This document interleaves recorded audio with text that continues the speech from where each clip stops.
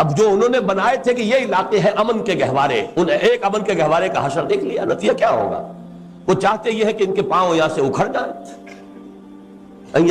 یستفزہم من الارض، یہاں سے یہ بھاگے، جان بچا کر بھاگے نکلے۔ بہرحال اس علاقوں کو انہوں نے خالی کرانا، اور اس کے بعد ان کا اگلا ہدف جو ظاہر بات ہے کہ یورپ کی سرزمین پر استنبول اسلام بول کیسے برداشت ہوگا؟ اور جس طریقے سے رشینز اب ان سربز کی پشت پناہی پر آ رہے ہیں، یہ نسلیت اور مذہبیت دو چیزیں جمع ہو جائیں تو اس سے زیادہ تو خطرناک شے دنیا میں کوئی ہے نہیں۔ یہ ہے در حقیقت جو آنے والے حالات و واقعات ہیں اس علاقے کے۔ ادھر سے عیسائی آنسلاٹ ہوگا، جو حدیث میں الملحمۃ العظمیٰ جس کا حوالہ دیا گیا ہے، جو آرمگیڈون ہے عیسائی روایات میں، وہ بہت بڑی جنگ ہوگی، اور اس وقت جب یہ کہ مسجد شہید ہوگی، جو فنڈامنٹل مسلمان ہے وہ کھڑا ہوگا، وہ احتجاج کرے گا، اس کو سب سے پہلے تو اپنے حکمران بھونیں گے، اور رہی صحیح کسر جو عیسائی اور یہ یہودی جو ہے یہ پوری کریں گے۔ یہ تو سیناریو ہے آنے والے دور کی دھندلی سی ایک تصویر دیکھ، جو علامہ اقبال نے کہا تھا، کھول کر آنکھیں میرے آئینہ افکار میں آنے والے دور کی دھندلی سی ایک تصویر دیکھ۔ تو یہ احادیث سے جو نقشہ سامنے آتا ہے، اور اب تو معلوم ہوتا ہے کہ وہ حالات جو اسٹیج ہیز بین سیٹ، وہ سارے کے سارے معاملات آنے والے۔ اب آ جائیے جب کہ عالم اسلام کا قلب اور میسرہ تو اس حال میں ہے، گویا کہ اب ساری توجہ جو ہے اب ہماری مرکوز ہونی چاہیے اس کے دائیں بازو کی طرف، میمنہ دائیں بازو۔ یہ دائیں بازو کسی زمانے میں تو مسلسل تھا، ایران، افغانستان، ترکستان۔ ترکستان کے دو حصے تھے، روسی ترکستان ہو گیا، بعد میں چینی ترکستان ہو گیا، پہلے تو یہ ایک ہی علاقہ تھا۔ ہندوستان بنگال سے ہوتا ہوا، برما سے ہوتا ہوا، پھر سیدھا چلا گیا، پھر یہ جاوا، سماٹرا، بورنیو، یہ سارا علاقہ جو اب ملائیشیا اور انڈونیشیا، یہ بڑا مسلسل رائٹ ونگ تھا عالم اسلام کا۔ لیکن یہ کہ اب بھارت درمیان میں ہے، جیسے خنجر کی شکل ہے اسرائیل کی، وہ عالم اسلام کے قلب میں پیوست ہے۔ نقشے میں جب بھی دیکھیں گے وہ خنجر نظر آئے گا، بعین ہی کشمیر کا وہ دستہ ہے، اور نیچے وہی ٹرائنگل جو ہے بھارت کی، وہ اس عالم اسلام کے میمنہ کے اندر، سینے کے اندر چونکہ نصب ہے، لہذا یہ دو حصوں میں تقسیم ہو چکا ہے۔ نوٹ کر لیجئے، یہ پورا جغرافیہ اپنے ذہن میں جما لیجئے۔ ایک حصہ وہ ہے جسے ہم کہیں گے وسط ایشیائی مسلم بلاک، اس وقت نہیں ہے بلاک کی شکل میں، پوٹینشل بلاک ہے، جغرافیائی اعتبار سے بلاک ہے۔ ایران، افغانستان، پاکستان، اور ان کے بارے میں ذرا یہ تشبیہ میرے ذہن میں آئی ہے، آپ کو بھی منتقل کر رہا ہوں، اور چونکہ اب یہ ریکارڈنگ ہو رہی ہے، اس کے ذریعے سے یہ بات ہم انشاءاللہ دور دور تک پہنچائیں گے، اسی لیے بعض باتیں جو میں نے پہلے کہی ہیں دہرا رہا ہوں۔ نقشے پر دیکھیں گے تو پاکستان اور ایران ایسے ہے جیسے رحل کے دو بازو ہوتے ہیں، اور جیسے اس کے اندر قرآن رکھا ہوتا ہے، ایسے افغانستان جو ہے اس رحل کے اندر رکھا ہوا ہے، یا یوں کہیے دو بازوؤں کے درمیان گود میں پاکستان اور ایران کی گود میں افغانستان ہے۔ اور جیسے افغان کا جو ہے اوپر پگڑ بہت بڑا ہوتا ہے، ضمیر جعفری صاحب کا شعر کوئی صاحب مجھے یاد کرا دے، بڑا پیارا شعر تھا افغان کے بارے میں کہ سر پہ لیے پھرتا ہے پورا افغانستان، اتنی بڑی پگڑی باندھی ہوتی ہے کہ پورا افغانستان معلوم ہوتا ہے کہ سر پہ اٹھائے پھر رہا۔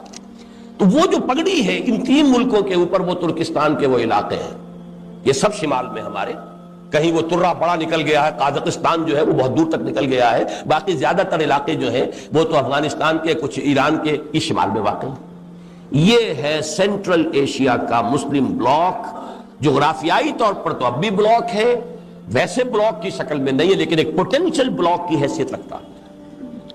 اس کے بعد بھارت، ادھر چین، ان دونوں ملکوں کے بارے میں بھی ایک بات نوٹ کیجئے، جتنے مسلمان اس وقت پاکستان، افغانستان اور ایران میں ہیں، تقریباً اتنے ہی مسلمان بھارت میں،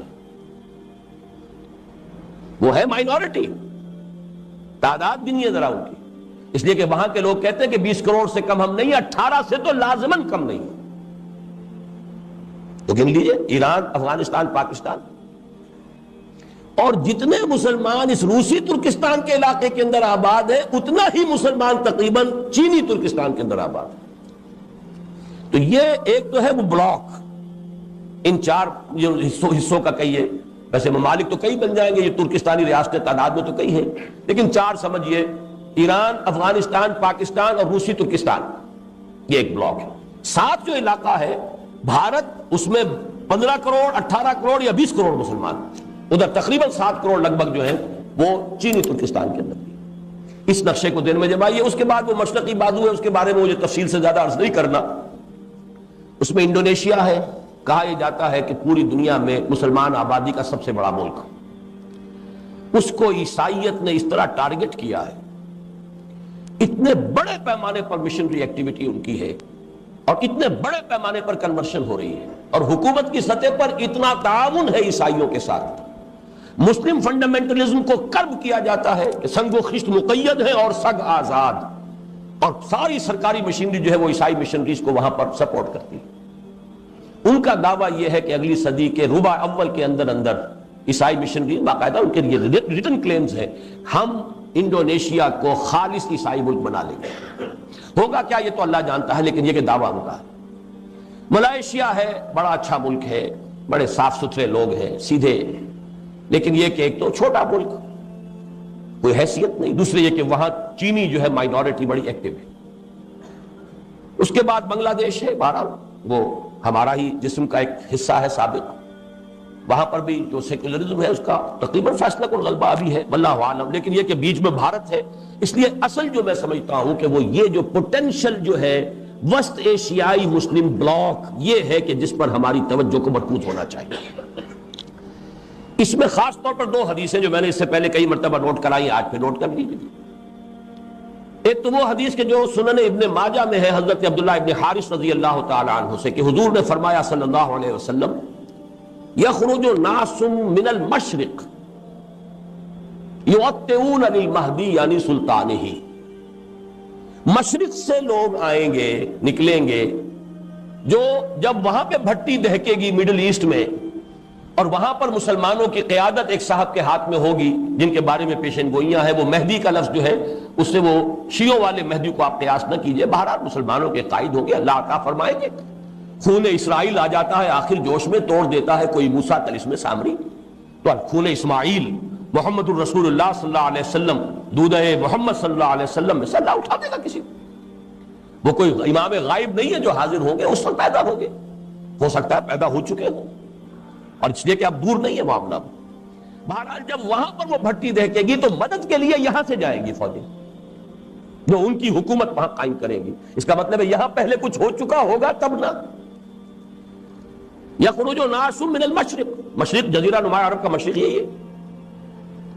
وہ کیا کریں گے؟ یعطئون للمہدی، وہ فتح پر فتح حاصل کرتے ہوئے، منزل پر منزل مارتے ہوئے آئیں گے اور مہدی کی مدد کریں گے، اور وہاں یعنی سلطان ہی اس کی حکومت قائم کریں گے. دوسری حدیث ہے، یہ چونکہ سنن جامع ترمذی کی روایت ہے، بہت اہم ہے اس اعتبار سے، اور راوی حضرت ابو ہریرہ ہے رضی اللہ تعالی عنہ، اور اس میں مشرق کا لفظ نہیں ہے، ایک علاقے کا نام ہے. یخرج من خراسان رایات سود لا يردها شيء حتى تنصب بإيلیا. رواہ الترمذی رحمہ اللہ عن ابی ہریرہ رضی اللہ عنہ. خراسان کے علاقے سے فوجیں نکلیں گی، علم برآمد ہوں گے، سیاہ علم، انہیں کوئی واپس نہیں کر سکے گی، کوئی طاقت ان کا منہ نہیں پھیر سکے گی. وہ بڑھتے چلے آئیں گے یہاں تک کہ ایلیا میں وہ جھنڈے نصب ہو جائیں گے. اب یہ خراسان اور ایلیا حضور کے زمانے میں کسے کہتے تھے؟ ایلیا یروشلم کا نام ہے. سن 70 عیسوی میں ٹائٹس نے جب یروشلم کو بالکل منہدم کر دیا، ڈسٹرائے کر دیا، اس کا نام و نشان نہیں رہا تھا. کئی 100 سال بعد رومن ایمپرر ہیڈریان نے اسے دوبارہ تعمیر کیا تو اس کا نام ایلیا رکھا. یروشلم نام نہیں رکھا ایلیا. عیسائی ہسٹری میں اس کا نام ایلیا ہے، حضور کے زمانے میں اس کا نام ایلیا تھا، یہی یروشلم.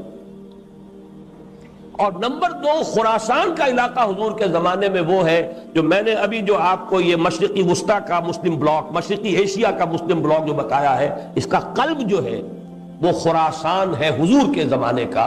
پورا افغانستان اور کچھ علاقے پاکستان کے، افغانستان اور ایران کے اور ترکستان کے، یہ علاقہ حضور کے زمانے میں خراسان کہلاتا. ان دونوں حدیثوں کے حوالے سے اب بات یوں سمجھیے کہ اس وقت کا جو بھی نقشہ سامنے موجود ہے اسے بھی دیکھ لیجئے، اور حضور صلی اللہ علیہ وسلم کے فرمودات کا آئینہ جو ہے اس میں جس حقیقت کا انعکاس ہو رہا ہے متفق گردید روئے رائے بو علی بارائے من، بات تو ایک ہو گئی۔ اس پر جو مرکوز کیجئے اپنی توجہ کو، تو جو حقائق سامنے آتے ہیں، وقت کم ہو رہا ہے تو میں جلدی ذرا کروں گا۔ ان میں سے نمبر 1 ایران ہے۔ اگر ہم چلتے ہیں عرب سے مشرق کی طرف، تو ایران ایک اعتبار سے یہ بازی لے گیا ہے پورے عالم اسلام پر۔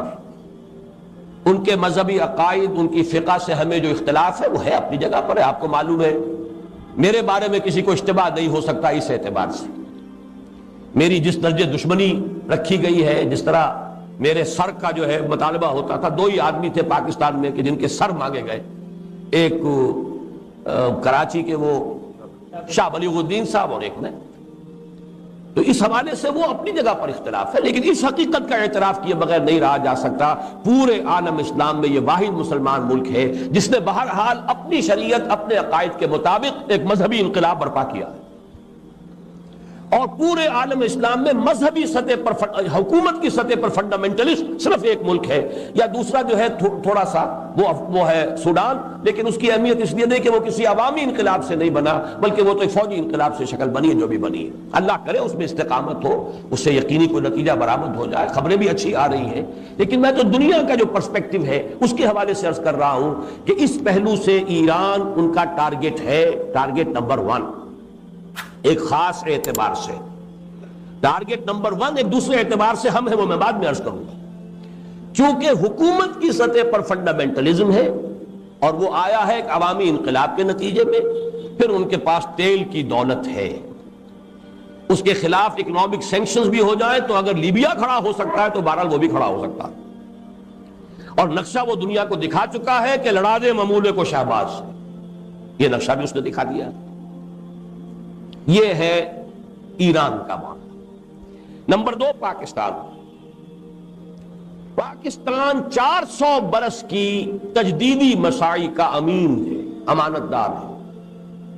پورے ہندوستان میں مجدد الفسانی رحمت اللہ علیہ، شاہ ولی اللہ دہلوی رحمت اللہ علیہ، سید احمد بریلوی رحمت اللہ علیہ اور ان کا جہاد، پھر اس 20ویں صدی عیسوی میں یا 14ویں صدی ہجری میں علامہ اقبال جیسا مفکر، مولانا مودودی جیسا مصنف، مولانا الیاس جیسا مبلغ، شیخ الہند جیسا مجاہد حریت، پورے عالم اسلام میں ان کا پیرلل کوئی موجود نہیں۔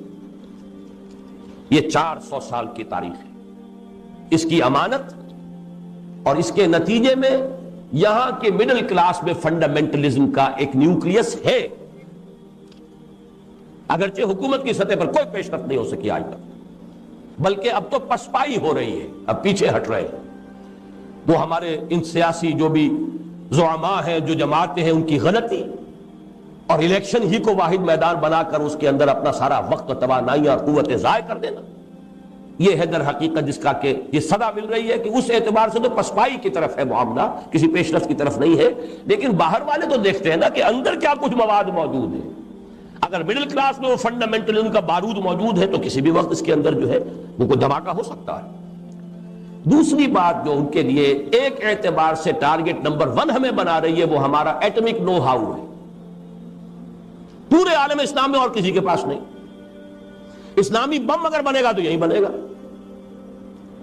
یہ ہے مختلف اسباب جس کے بنا پر ایران اور پاکستان کو آپ بریکٹ کر لیجئے، یہ اس نیو ورلڈ آرڈر یا آج کی میری گفتگو کے حوالے سے یہودی اور عیسائی گٹھ جوڑ کا جو ٹارگٹ نمبر 1 ہے، ایک اعتبار سے ایران ہے، ایک اعتبار سے پاکستان ہے۔ افغانستان میں 10 لاکھ سے زیادہ جانیں دی جا چکی ہیں، جو بھی ہوا ہے، ہر طرح کے لوگ اس جہاد میں شامل تھے، پھر جو آپس کے اختلافات ہیں، اس جہاد فساد بن چکا ہے، لیکن اس سب کے باوجود نوٹ کر لیجئے یقیناً وہاں بہت سا خون نہایت خلوص کے ساتھ اور بہت سی جانیں نہایت اخلاص کے ساتھ دی گئی۔ ہو نہیں سکتا کہ یہ خون رنگ نہ لائے، اگرچہ سزا ہمیں مل رہی ہے اس غلطیوں کی جو کی گئی، تربیت کی طرف توجہ نہیں ہوئی، یا یہ کہ ایک امیر کے پیچھے جہاد نہیں کیا گیا۔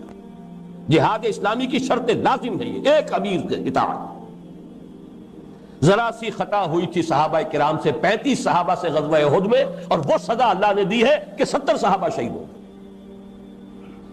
تو اگر صحابہ کو سزا دی اللہ نے تو ہمیں کیوں نہیں دے گا؟ وہ سزا مل رہی ہے۔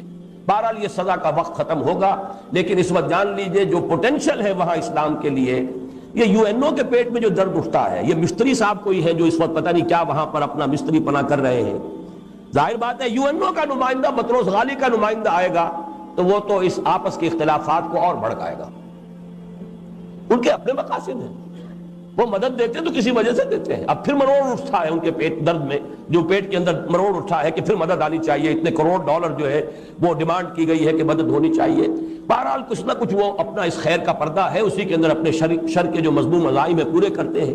لیکن یہ کہ افغانستان کا مسئلہ یہ ہے، پاکستان اور ایران کے درمیان مفاہمت ہو جائے تو گود میں افغانستان رکھا ہے، پھر یہ کہ وہاں کا معاملہ بھی سلجھنے کا اور حل ہونے کا امکان زیادہ ہو جائے گا، اور اگر ان دونوں کے درمیان کے بھی کوئی مفاہمت نہیں ہوتی تو کوئی امکان نہیں۔ وہاں بھی آپ کو معلوم ہے جو مختلف فیکٹرز ہیں ان میں سے ایک شیعہ سنی فیکٹر بھی ہے وہاں کے فساد کا۔ باقی رہ گئے جو اوپر کے شمالی علاقے ہیں، وہ قازقستان سے لے کر اور آذربائیجان وغیرہ کے علاقوں تک، یہ ظاہر بات ہے کہ ان کے بارے میں تو میں نے بات آپ کو بتائی تھی، ڈاکٹر جاوید اقبال صاحب نے مجھے ایک ملاقات میں بتایا تھا، جہاں میں گیا وہ کہتے ہیں کہ وی نیڈ اے ماڈل۔ ظاہر بات ہے کہ 70 برس گزرے، ان کی جو بھی ذہنی جو بھی ان کی تبدیلی آئی ہے، برین واشنگ ہوئی ہے، وہ اسلام وغیرہ سے کتنے کچھ اب واقف رہ گئے ہیں وہ سب کو معلوم ہے، اس کو بتانے کی ضرورت نہیں۔ پھر بھی وہ چاہتے ہیں کہ اسلام کا کوئی ماڈل تو پیش کرو نا ہمارے سامنے۔ ان کے یہ الفاظ نقل کیے تھے ڈاکٹر جاوید اقبال نے، Saudi model is not acceptable to us because it is based on مونارکی۔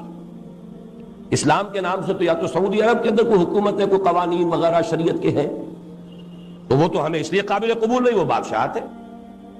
And Iranian model is also not acceptable to us because it is based on theocracy۔ یہ ایک مذہبی طبقے کی حکومت ہے، یہ بھی ہمارے لیے ناقابل قبول، تو کوئی ماڈل چاہیے ہمیں۔ بہرحال یہ ہے وہ کیفیت ان کی، اور اس وقت جو کچھ مستری صاحب کرتے پھر رہے وہاں پر، مجھے تو اقبال کے وہ شعر یاد آیا کہ افغانیوں کی غیرت دین کا ہے یہ علاج، ملا کو ان کے کوہ دمن سے نکال دو۔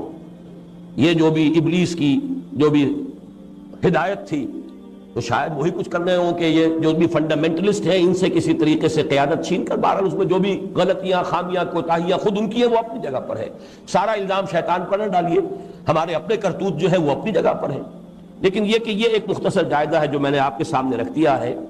اس کے بعد مشرق میں چلیے، چین میں آپ کو بتا چکا ہوں، چین کے بارے میں البتہ چند اور حقائق میں آپ کو نوٹ کرا دینا چاہتا ہوں۔ نمبر 1، بہت بڑی طاقت ہے، بہت بڑی ایٹمک پاور ہے، اور اس نیو ورلڈ آرڈر کے لیے a hard nut to crack and a head ایک، ابھی تک وہ مسئلہ قائم ہے۔